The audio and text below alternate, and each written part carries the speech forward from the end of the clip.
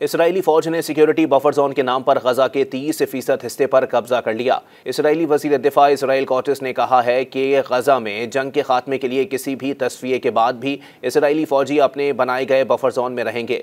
Don अखबार में शाया गैर मुल्की खबररसा इदारे की रिपोर्ट के मुताबिक इसराइली फौज ने एक बयान में कहा है कि गजा की पट्टी के तकरीबन 30% इलाके को अब ऑपरेशनल सिक्योरिटी पैरामीटर्स के तौर पर नामजद किया गया है और 20 लाख से ज्यादा फलस्तीनियों को गजा के जनूब और साहिली पट्टी की जानिब मजीद छोटे इलाकों तक महदूद कर दिया है।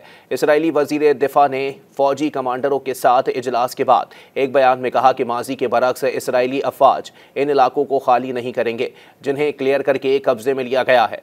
इसराइल कॉटिस ने कहा कि गजा में जंग के खात्मे के लिए किसी भी तस्वीर के बाद भी इसराइली फौज अपने बनाए गए बफर जोन में रहेंगे।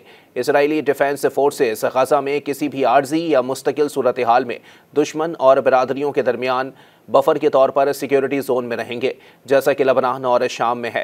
गुज़िश्ता माह के दौरान अपनी कार्रवाइयों का खुलासा पेश करते हुए इसराइली फौज ने कहा है कि अब इसका फ़लस्तीन के 30% हिस्से पर कंट्रोल है। सिर्फ जनूबी गजा में ही इसराइली अफवाज ने सरहदी शहर रफाह पर कब्जा कर लिया और गजा के मशरबी किनारे से बहरे रोम तक रफा और खान यूनिस शहर के दरमियान वाक़े नाम निहाद मुराग कॉरिडोर की तरफ धकेल दिया है। इसराइल ने पहले ही वस्ती नेट जारीम के इलाके में वसी राहदारी कायम कर रखी है और सरहद के इर्द गिर्द सैकड़ों मीटर अंदरून मुल्क बफर जोन बढ़ा दिया है, जिसमें शुमाल में गजा शहर के मशरिक में शुजाइया का इलाका भी शामिल है। इसराइली फौज ने कहा है कि उसने गुज़िश्ता माह 18 मार्च को फ़लस्तीनी इलाके में अपनी फौजी कार्रवाई दोबारा शुरू करने के बाद से तकरीबन 1200 अहदाफ को निशाना बनाया है, जिसमें 100 से ज़ायद अफराद को टारगेट किया गया। दूसरी जानिब तिब्बी इदारे MSF का कहना है कि गजा फ़लस्तीनियों और उनकी मदद करने की कोशिश करने वालों के लिए एक इज्तिमाई कब्र बन चुका है।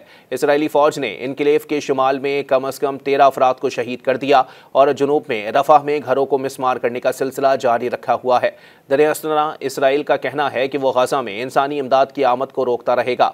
इसराइल ने 2 मार्च को गजा में इमदाद के दाखिले को रोक दिया था, जिससे जंगज़दा इलाके में शदीद इंसानी बहरान में इजाफा हुआ था। अल जज़ीरा के मुताबिक इसराइल के सरकारी नशरियाती इदारे कान ने नामालूम दिफाई इदारों के अदाद शुमार का हवाला देते हुए खबर दी है कि गजा के पास सिर्फ 1 माह के लिए खुराक का जखीरा बाकी बचा है।